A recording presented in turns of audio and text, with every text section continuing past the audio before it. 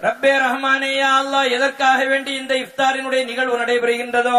চেন্নাই পবিত্র রমজান মাস উপলক্ষে এক বিশাল ইফতার পার্টির আয়োজন করেন দক্ষিণী সিনেমার সুপারস্টার থালাপতি বিজয়। শুধুমাত্র অভিনয় দক্ষতায় বিশেষভাবে জনপ্রিয় ছিল, তবে রাজনীতিতে প্রবেশ করে তার আক্রমণাত্মক মনোভাব তাকে আলোচনার কেন্দ্রে এনেছে। চলচ্চিত্রের পর্দায় তার শক্তিশালী উপস্থিতি যেমন দর্শকদের মুগ্ধ করেছে, তেমনি রাজনীতিতে তার শক্তিশালী অবস্থান ও একাধিক বক্তব্য তাকে নিয়ে বিভিন্ন বিতর্ক তৈরি করেছে। এবার তিনি রমজান মাসে একটি ইফতার পার্টিতে অংশ নিয়ে নতুন করে আলোচনায় উঠে এসেছেন।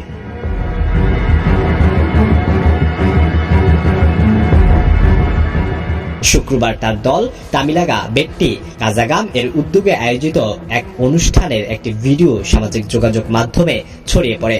ভিডিওতে বিজয়কে চেন্নাইয়ের একটি ইফতার পার্টিতে অংশ নিতে দেখা যায়। এই ভিডিওতে বিজয়কে সাদা কুর্তা এবং মাথায় টুপি পরা অবস্থায় দেখা যায়, এমনকি তিনি নামাজেও অংশ নিয়েছেন। ভিডিওটি সংবাদ সংস্থা ANI তাদের অফিসিয়াল এক্স অ্যাকাউন্টে শেয়ার করেছেন। এতে দেখা যাচ্ছে বিজয় তার দল তামিলাগা বেট্টি কাজাগাম এর সঙ্গে এই ইফতার পার্টির আয়োজন করে এবং এই সময় তাকে রোজাদারদের সঙ্গে বসে প্রার্থনা করতেও দেখা গেছে।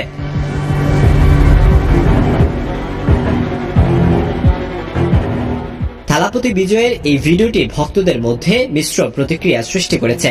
অনেকে তার এই সাম্প্রদায়িক সম্প্রীতির প্রয়াসকে প্রশংসা করছে। অনেক ভক্তরা সামাজিক মাধ্যমে তার এই কাজকে সাহসী ও অন্তর্ভুক্তিমূলক উল্লেখ করছেন, কিন্তু একই সঙ্গে কিছু নেটিজেনরা তাকে ট্রোল করতেও ছাড়ছেন না। একজন ভক্ত লিখেছেন, তুষ্টির জন্য এতটাই পাগল হয়ে গেছেন থালাপতি যে নিজের ধর্ম ও কর্তব্য ভুলে গেছেন। আরেকজন মন্তব্য করেছেন, নতুন দল গঠন করেছে, তাই ভাইজানদের খুশি করতে হবে।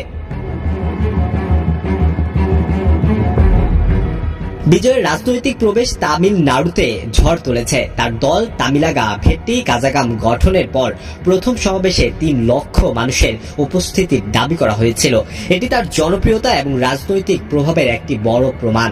2024 সালের ফেব্রুয়ারিতে দলটি গঠনের ঘোষণা দিয়ে তিনি 2026 সালের তামিলনাড়ু বিধানসভা নির্বাচনে প্রতিদ্বন্দ্বিতার পরিকল্পনা করেছেন।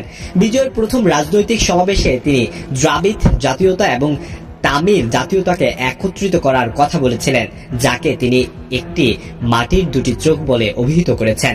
সেই সেকুলার সামাজিক ন্যায় বিচারের আদর্শের উপর ভিত্তি করে দলের লক্ষ্য নির্বাচন করেছেন তিনি।